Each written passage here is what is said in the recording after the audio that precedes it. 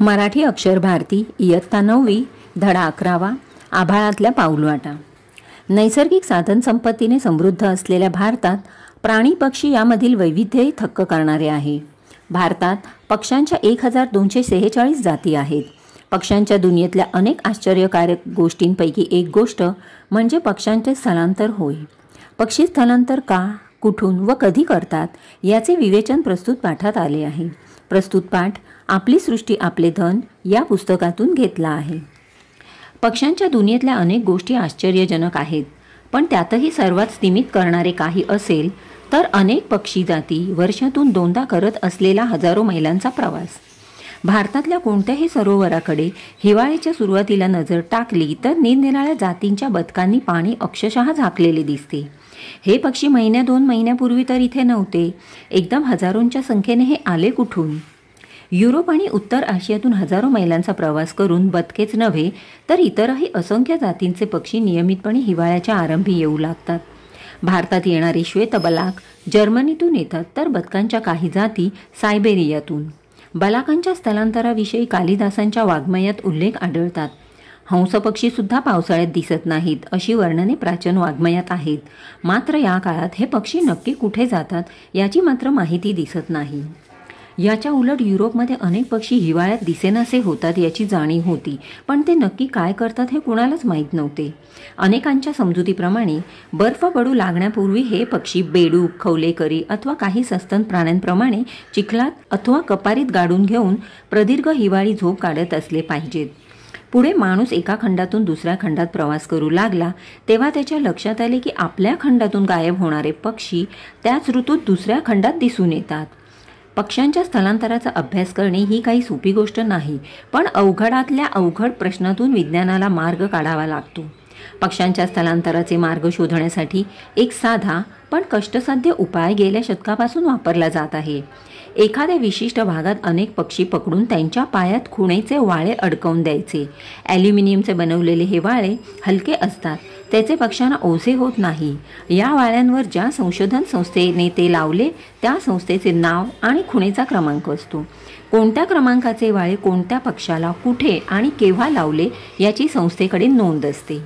वाळे अडकवलेले हे पक्षी पुन्हा मोकळे सोडले जातात। एखादा वाळे असलेला पक्षी जिवंत अथवा मृत ज्याला सापडेल त्याने त्या संस्थेला कळवावे अशी अपेक्षा असते। अर्थात लावलेल्या सर्व वाळ्यांची माहिती परत मिळतेच असे नाही, परंतु 100तल्या 1-2 वाळ्यांचा जरी पत्ता लागला तरी त्यातून मौल्यवान माहिती मिळू शकते। केरळात वाळे लावलेले परीट पक्षी काबूल, अफगाणिस्तान, वायव्य पाकिस्तान या भागात सापडले आहेत। केरळातलाच एक रानपरीट फॉरेस्ट वॅकटेल ब्रह्मदेशात सापडला आहे। जर्मनीत वाळे लावलेला बलाक बिकानेरमध्ये सापडला आहे। अलीकडच्या काळात विमाने आणि रडार यंत्रणेमुळे सुद्धा पक्ष्यांच्या स्थलांतराविषयी मोलाची माहिती मिळाली आहे। तरीसुद्धा पक्ष्यांच्या या गूढ सवयींसंबंधीची कित्येक रहस्य अद्याप उकललेली नाहीत। पक्ष्यांच्या स्थलांतराचे अनेक प्रकार पाडता येतील। हिमालयासारख्या पर्वतरांगांमध्ये राहणारे पक्षी थंडीत खाली दरीत अथवा सखल भागात उतरतात आणि उन्हाळ्यात परत वर सरकतात। त्यांचा एकूण प्रवास काही किलोमीटरचाच असतो। अनेकदा दुष्काळ, महापूर अथवा बर्फवृष्टीमुळे एखाद्या प्रांतात अन्न मिळेनासे झाले की पक्षी तो प्रांत सोडून तात्पुरते दुसरीकडे जातात। मुळात अन्नाचे दुर्भिक्ष हीच स्थलांतरामागची मूळ प्रेरणा आहे। पक्ष्यांना थंडी वाऱ्याची फारशी काळजी नसते। अन्नाचा पुरेसा पुरवठा असेल तर पक्षी बर्फाळ प्रांतातही व्यवस्थित जगू शकतात। एरवी 2 ते 5 हजार मीटर उंचीपर्यंत सापडणारे हिमकाक पक्षी एव्हरेस्ट चढणाऱ्या गिर्यारोहकांच्या मागे मागे 8,500 मीटर म्हणजे सुमारे 27,000 फुटांपर्यंत आल्याची नोंद आहे। एवढ्या उंचीवर या पक्ष्यांना बर्फ, थंडी आणि हवेची कमी होत जाणारी घनता याचा कोणताही प्रकारे त्रास होत असलेला दिसत नाही।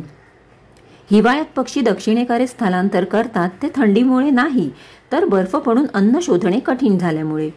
अनेक पक्षी असे आहेत की जे बर्फ पडायला लागण्याच्या बरेच आधी अन्न अद्यापही भरपूर उपलब्ध असतानाच आपल्या दक्षिण यात्रेला सुरुवात करतात। हे पक्षी स्थलांतरासाठी अन्नाच्या तुटवड्याची वाट पाहत बसत नाहीत। सूर्य दक्षिणेकडे झुकू लागला की त्यांचे मन जणू उचल खाते, दक्षिणेची ओढ लागते, आतील अस्वस्थता वाढते।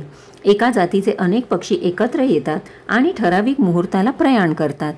या पक्ष्यांच्या बाबतीत स्थलांतराचा आता अन्नाशी संबंध उरला नसून ठराविक ऋतूत ठराविक दिशेने झेप घेणे हा एक धार्मिक विधी असल्यासारखा त्यांच्या जीवनाचाच एक भाग झाला आहे. परतीच्या प्रवासाचेही तसेच. वसंतागमाला सगळेच पक्षी अनामिक ओढीने आपल्या उत्तरेतल्या घरांकडे निघतात.